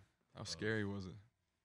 I was terrified. Like I was telling you on the plane, like I was sitting there like I'm moving to another country, and I'd been to Europe before. Like we went to Greece and Rome when I was at Iowa for like a 2-week trip or whatever. But that's like you're sheltered. You're taken care of. This was like, oh, you're just on your own, and so I didn't know what to expect. Like I was terrified. But I got there and, you know, got settled after a couple weeks and started playing and realized that like basketball was easier than it was easier than college. Oh yeah. So, transitioning from like that thought process of like, oh, am I good enough to be a pro, to okay, now what do they need me to do? Because when you go over there, you're not going over there to fit in. Yeah. They're paying you to come there and change their team. Otherwise, they just sign a bunch of local guys. Like they would sign all Finnish dudes, but they bring Americans over to give them the edge. So what's that reception like? Would they come in looking at you like you're the savior, you're going to be the next great thing, like, or was it just you're just another one of the guys to like as far as like the fans were concerned? So it's really weird when you first get there, especially as a rookie and especially as someone that's coming from a division. They, like you said, they don't know you. Like, coming from a Division II school, they're looking at you like, oh, you're just replacing the guy we had last year. Yeah. Which you might be replacing a guy that they've had for 5 years that they love, who retires or who gets a better offer and goes somewhere else. So you can walk into a situation where they're looking at it like, I guess we got this guy now, versus you're not showing up like they're not, depending on what situation you're going into. Like for me now in year 7, when I left Thailand and when I went to this team in Taiwan, I did get that reception of like, oh my God, we have the MVP coming, like that kind of. So it's very different. Like it just depends on the situation and stuff. And for you, that's a complete 180 from going from where people in Iowa are looking at you like, or in Winona looking like almost down on you, like you're messing this up, to them like, oh hell yeah, we got Anthony Tucker coming in. Right. Yeah, and it's like you said, it's like a 180. Like it's kind of stuff has changed and stuff, but I think I'm more appreciative of it now because I've been on both sides of it than I would be even if the college experience had been great. I don't know if I'd be where I'm at because I wouldn't have had like that, like had like the hunger or like the resiliency to push through and to make sure that I am like maximizing the opportunities I get. Yeah. Which, like, I didn't do that when I first got to Finland. Like, I was there trying to fit in. Like, I was there trying to like not mess up. And I played for a coach who was really tough on me and just me, like not the other Americans and stuff. And I was just kind of like, it was another one of those situations. You're like I don't have a relationship with this guy off the court. I know him as the coach that yells at me all the time, like all the time. Like, it's all he does is yell at me. Never tells me good job. He could yell at me for something. I do what he asked and do it better, and he'll find something else to yell at me for. So I'm like, that year was another year of me just like trying to fit in and stuff. And then unfortunately I got hurt early in the season, ended up coming home and missed the rest of the season. And so it was another year of like, I just finished the season. I'm like, okay, everything's good. Like I'm back on track. And then I played 5 games or something. Like I was there all preseason, probably played 20 preseason games, and then play 5 games that count in the league, get hurt, come home. And I'm looking at it again like, oh, basketball career's over. Like, so that first year in Finland was, another one of the years. I'm like, did it even happen? Like, does it count? And then you ended up transitioning to the Czech Republic. What was that like? It was another year like the Moorhead year. Like I got there, I played the whole season, played well. We had the best season in club history. We made it to the finals for the first time in club history. It was just a really good year, where I was literally there the first day of training camp, and we lost in the finals, but we lost to a team that's won it. At this point, they've won it close to 30 years in a row. Holy shnikes. Making it to the finals in Czech Republic is, if you don't play for Nürnberg, is winning. Like, we literally celebrated like we won the championship. We had a party after we won the semifinals. Yeah, that's a big deal. Yeah, so for them, we couldn't have had a better year. And so that was another year where I was like, okay, this is, I can move forward. And especially overseas, like, it's all about moving up. Especially when you start at lower level leagues, it's all about your performance. It's all about winning. Like if you win and play well, like your next year, you're gonna get more money. You're gonna go to a better league, better country, all that stuff. So I felt good again. Like I was like, okay. Do you feel like you had to, focus more on your individual performance then versus your team? It's a weird dynamic, huh? Dynamic, because you have to play well. And you have to win, but if you're not going to win, you have to play really well. But also, if you play really well, you should be winning. So it's like this weird, I don't know, like it's this weird thing where like you're so concerned about yourself, but you're trying not to be selfish because you don't want to hinder the team. Like I'm not going to come like pull up from 30 times in a row just to try to score 40 points. Yeah. If it's going to mean that we're going to lose by 20. But also, if you have a 10-point game and your team wins, a lot of GMs over there and stuff will be like, why do we have this guy? He's only scoring 10 points a game. And you're like, what? We're winning. Yeah. It's very weird. It's a weird situation to be in all the time. Well, you're doing more than that. I mean, you're almost averaging a triple-double. Yeah, and, I mean, that's, like, in those situations, it's like you're playing really well.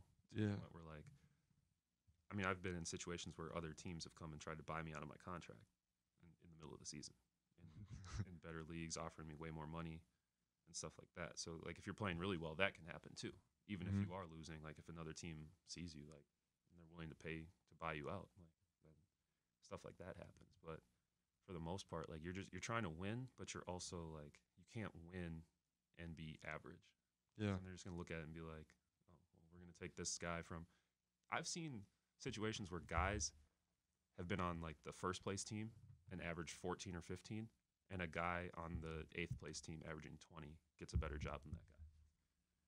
That's crazy. And you're like, it's cutthroat. Yeah, and you're like, well, I was trying to, I was making sure we won. I still averaged 14 or 15. They're like, yeah, but he averaged 20. You're like, yeah, but we won 15 more games than them. They're like, yeah, but he averaged 20. And so, like, that happens a lot too. So you have to do. You gotta show out. Yeah. You have to put the numbers up, but you also have to make sure that you're on a successful team. I won't necessarily say you don't have to finish in first, because only 3 Americans are going to finish in first, or 5. Yeah. Or whatever. So when you say a team try to buy you out of your contract, what are kind of not necessarily your contract in particular, but what's the range of contracts? Like, is it people making $1 million overseas? What's like kind of the price range? Yeah, I mean, you can be in China making $3-4 million a year for 5 months, or you can be in Finland, you can be in Sweden, you can be in some of these other countries. You can be making 500 euros a month. So the range is incredible. Like it's really really crazy. Like you can be playing in Spain, Spain or the UK or somewhere, and you might not be getting paid, but they might pay for you to finish school at like a university out there or something. Wow. So you might be technically coming out of pocket, like for your living expenses. Right. So there's so many different levels. It's hard to keep up with too. Yeah, it's hard to even put it in like tiers. Like when people are like, "Oh, what's the best league?" To be like, there's a top tier. Because it's different. Like you can be playing EuroLeague, which I would say EuroLeague is probably the next step under the NBA. You can be playing EuroLeague and making 200,000, but there's guys in Asia, like where I'm playing, that are making 500,000 and they're averaging 60 points a game, 50 points a game. And so the guys in EuroLeague are looking at like, they're not even playing real basketball. Like, how's he doing that and making? So it's this weird. It all just kind of depends on where the culturally where they value basketball and things like that. The economy. A big thing with Europe is they rely on sponsors. Teams rely on sponsors. Like that was one of the craziest things to me is like team owners. Like you think of team owners, you think of Ballmer, you think of Mark Cuban, you think of like these billionaires, like these larger than life figures. Then you get over there and it's like this regular guy, not even like a 100,000 there. He's the owner of the team, but he's got everybody else fronting the bill. Yeah, he's got like our owner in Belgium, like was the most regular dude I've ever encountered that is in a position of power. But we had like Mazda, we had like these big corporations sponsoring us. They're the ones like putting the money up. They're paying your salary. He just got them on board. Yeah, so I want to be that guy. I don't, because when the sponsor leaves, right, goodbye. And we're looking at you like, where's my money at? He doesn't have it. So yeah, like that's why it's like teams fold. Leagues are so like up and down. Like Greece used to be like one of the most elite leagues, and like guys are making tons of money. The economy is so bad and stuff, and like they were signing guys to $200,000 contracts. Guys were getting like 20,000, and being like, they're like, sorry, we don't have it. And how do you even go after somebody for that? You gotta take them to court, go to FIBA court, which costs you money, and hope that you win and get your money back. Have a lot of your friends not been paid then? There's some of them. I mean, some of them have gone through the process, and it's messy. Like it's the same as going to court here. Like, yeah, you gotta make a case. You gotta tell them why they owe you money, and they can come back and be like, no, they don't owe you. And you look at my essentially bank account. This is empty, and y'all said you were gonna fill it. You can show them the contract and be like, show them your bank account and be like, this says this, and this is what happened. And they can be like, well, legally, blah, blah, blah. And, and then in those cases, too, it's like they're just going to try and drag it out, so it's going to cost you more than what it is. And essentially, once you just get a judgment, and if it's a judgment, how are you going to force them to collect or pay up anyways? A judgment's a piece of paper. Right. Because all like FIBA can do, which is like the governing body of European basketball, is like put in sanctions or be like, well, they can't sign new players, or they can't participate in this league next year. Okay. And the team can just be like, all right, bet, and just fold. Right. And then essentially it's the same as like claiming bankruptcy over here. Like, wipes out their debts. They just fold the team, and they might open up, like that owner might fold. He might start a new team the next year. So that process it's something that I'm glad that I don't have to deal with. Like China, Asia in general, like those owners are rich. Like those guys have money. The owners pay. We don't deal with like sponsors, like team to team basis. We don't deal with sponsors as much as Europe. We have some, but not like that. Not like where if a sponsor pulls out, like the team's done. Yeah. And sponsors pull out. Like sponsors will be like, "Oh, you guys are 9-13. Like we signed up for. Yeah. And pull their money out at any point. Or just be like, well, next month we're not writing you a check for €1 million or whatever. Yeah. So what made you get that jump? Because you then bounced around from Belgium, you said, to Hungary, Turkey, and now to Asia. Did you just keep climbing like you were saying? Yeah, and then finally found the home in the ABL? Yeah, that market, like the Asian market, is great because it's more money for less time. Like the season's only 5-6 months, and typically in most situations you're making more money than they are in Europe. So it's more money for less work, and the style of play is more fun. I mean, it's more desirable, I think. Especially, it's more similar to America. I would say it's more similar to like the NBA. Europe is more like, I always liken it to like soccer. Like they like their basketball to be like soccer. Like they like multiple passes and everyone touches the ball and stuff, which is just like well, I'm not gonna pass this guy because he's not good. Like why do I have to let him touch the ball if he's bad? Yeah. But your teammates are like that too. Like they're like, I just want to like oh, you need to pass me the ball. And you're like, no, I don't need to do that. So I don't know. And everyone's opinion's different too. Like I mean, I know plenty of guys are playing in Europe and are fine with it and stuff. But I know a lot of those guys would love to get into the Asian market. So it's a better situation for me. I like it better. It's worked out well for me, and so I don't foresee myself going back to Europe. Yeah. I don't see a scenario where I'd be like, oh yeah, Europe's a better fit. I mean, you have found a home though. Like you said, now you get that reception when you go places, and they know who you are. Right. I feel like that's got to be just from all the things you've been through to then have that kind of to love. And I feel like that's what you've been looking for a long time now. Yeah, and it's got to be comforting.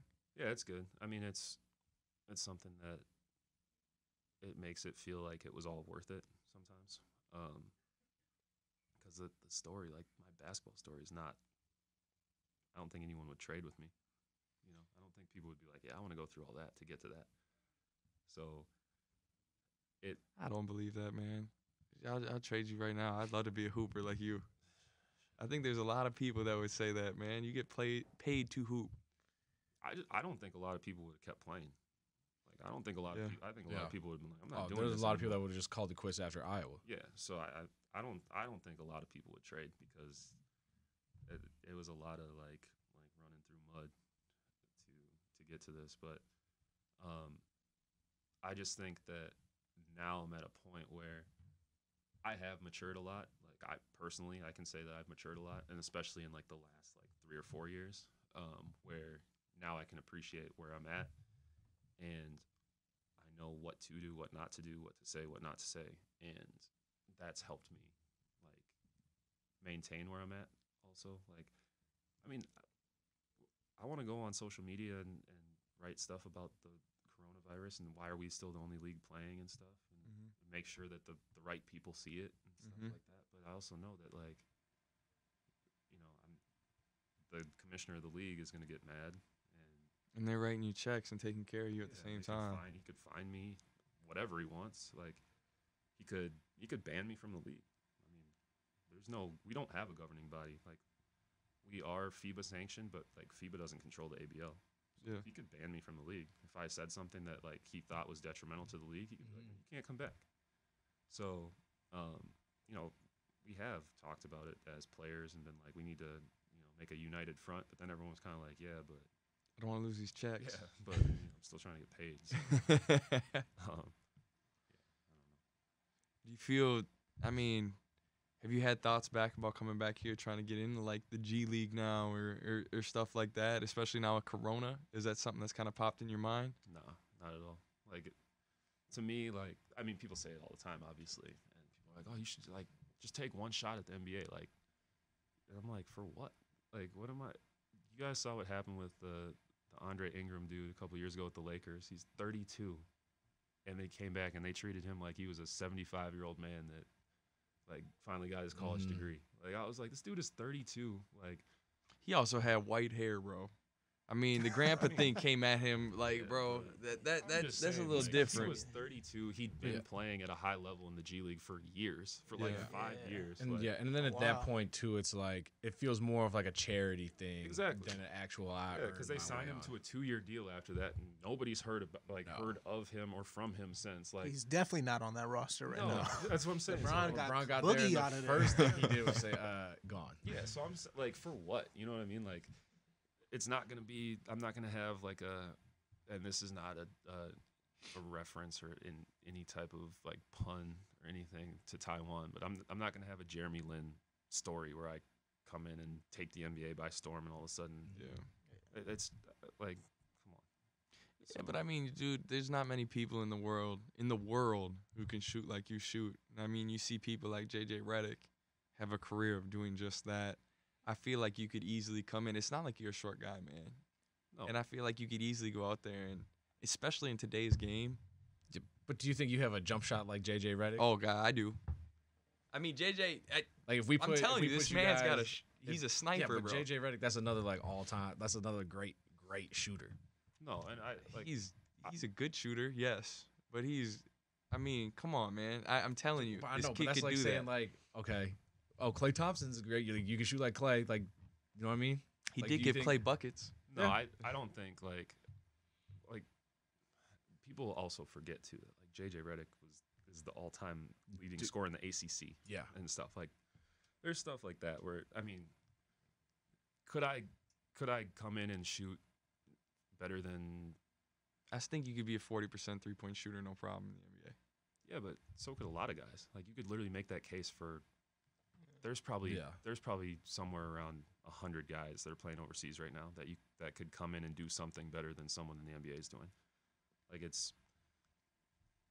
NBA is opportunity, circumstance, and ability. So you have to have all three of those. Perfect example of this is Tyus Jones. Mm-hmm. Tyus came into his freshman year at Duke, and I don't think he was a first-round pick on any mock draft until the tournament. No, but it was. Yeah, I mean, he killed it in the tournament. He had the best tournament you could possibly have. Yep. He made big shots all season. Mm-hmm. And all of a sudden, he's a first-round pick. Right. And then plus that, just the Duke pedigree. Right. If you're good enough to get into Duke, then we're going to take a flyer on you before we take a flyer on somebody else that might be better that's at a different school. When he was with the Wolves, all you ever hear people talk about is, man, if Tyus is in the league, then so-and-so should be in the league, or so-and-so is better than Tyus. Maybe he is, maybe he's not. But opportunity, circumstance, ability. You check all three of those boxes. You're in the NBA. You're there for a reason. Yep. You're there because you did what you were supposed to when you were supposed to, and because you can play. Like, there's so many analytics and stuff right now where, like, if you're in the NBA, you're there for a reason. Like, they got you for a reason. They're signing you to contracts for a reason and stuff. And, like, for me, like, with Tyus, it's always been an argument where it's like, what are you basing that off of? Like, what are you basing that someone is better than him off of? Because he's been phenomenal at every single level. Mm-hmm. Yeah. He was the number one player in the country in high school at one point. Mm-hmm.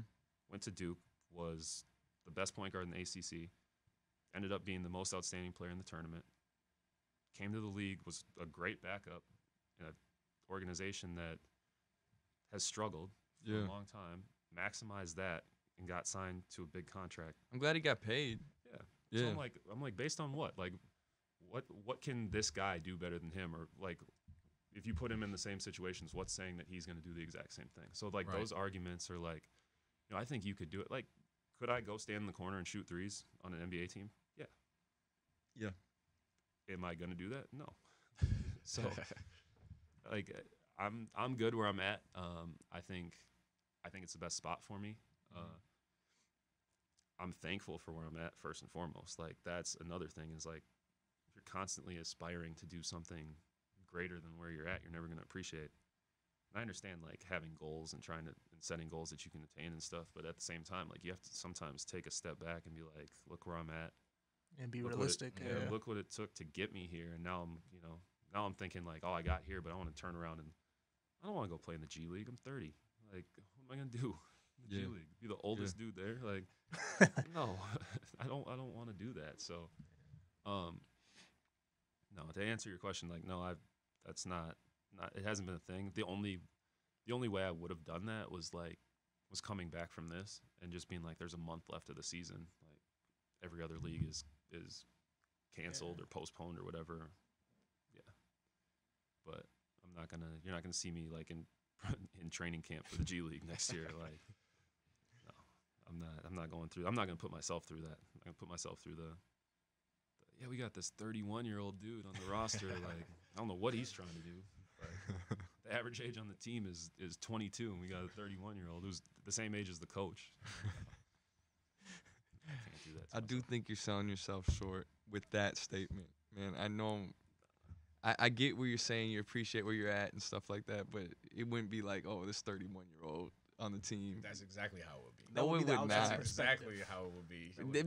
Maybe the media, yeah. His nickname would be But Grandpa. everybody in there would be like, bro, this guy can hoop, and that's the way it would It'd be the equivalent of like a 25, 26-year-old going back to college to like live out the glory days or something like that. Yeah, man. Don't compare this man to Chris Winkie. That's not true. Chris Winkie got to the league, right? Hell of a career too. No, when I was in China last summer, I had a 65-point triple double, and everyone made a huge deal about 65-point triple double. Yeah, tell you. Everyone made a huge deal about it, and everyone was like on social media, like sending stuff to NBA teams and stuff. And I was like, please don't do that, because let's just say hypothetically, like the last place team in the NBA is like, well, you know, whatever. And like, let's say that happened. Why would you think that I would want to go there and be like this story of like, hey, we went and got this 29-year-old to be a rookie in the NBA? Like, I don't want that story. Right. Like, I don't want that. They ain't making that 30 for 30 about me. No, I don't want that. Because then I feel like no matter what, you're going to be a story, no matter what you do in anything. So I'm happy with it being the story that it is right now. And the story being like, this guy, like, his college career was not great. His pro career was, you know, I had to wind through a steady incline the whole way. Yeah, and I'm happy with it. You know, when it ends, I'm happy with it being like, you know, he went from this to this, and right. And it's almost, in a way, it's better to retire as like the man overseas, like a Stephon Marbury, rather than coming back and like, oh, he tried to come back and failed or didn't make it to the pinnacle in the NBA. Yeah, exactly. And I'm happy with where I'm at, and I don't think a lot of people can say that. Like, I think a lot of people are always going to be like, oh, I wanted to make it to this, or I wanted to make it to that. The NBA dream left me when I left Iowa. Like, I really was like, you know, I was like, no, you know, that's not where my career path is going to go. And that's not to say that, like, I'm not sitting here being like, I would never play in the NBA.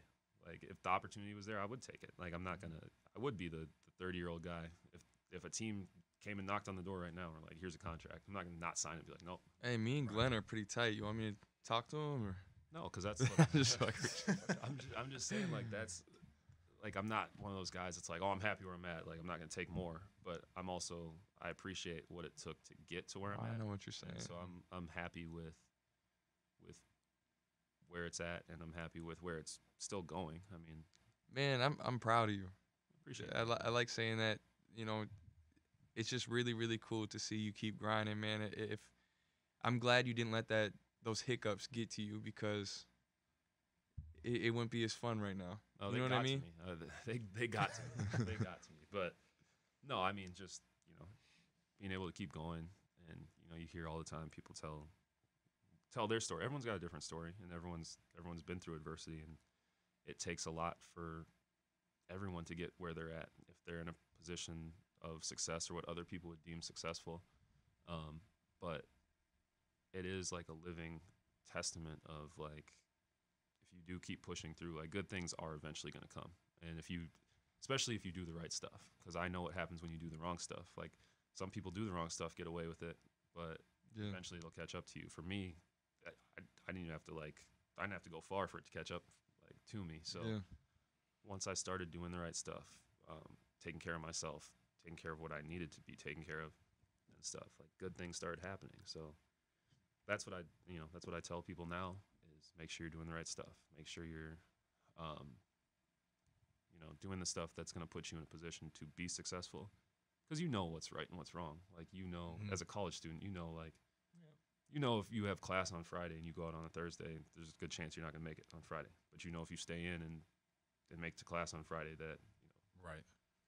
Something like you're not going to miss a quiz or something that you didn't know about, and then so it's just like stuff like that where like doing the right thing, and which is hard, obviously. Yeah. But doing the right thing typically works out for you better than the alternative. Hey, man, I want to say this before we wrap it all up, though. Every good story needs adversity. Otherwise, that story would be boring, man. And I think you have a really cool story, and I like hearing it, and I love that you're spreading it with everybody else. And we really appreciate you coming out, man. We'd love to have you back whenever you want to come back. Thanks for having me. I'm interested to see what some other guys say when I get on the show. You'll have some fun stuff. We got Trevor coming in on Tuesday. I know. I want to hear. He's got a good story, too. So yeah. So that'll be. Make sure you talk to him and tell him, hey, open up. I will. You'll get some good stuff from Trevor.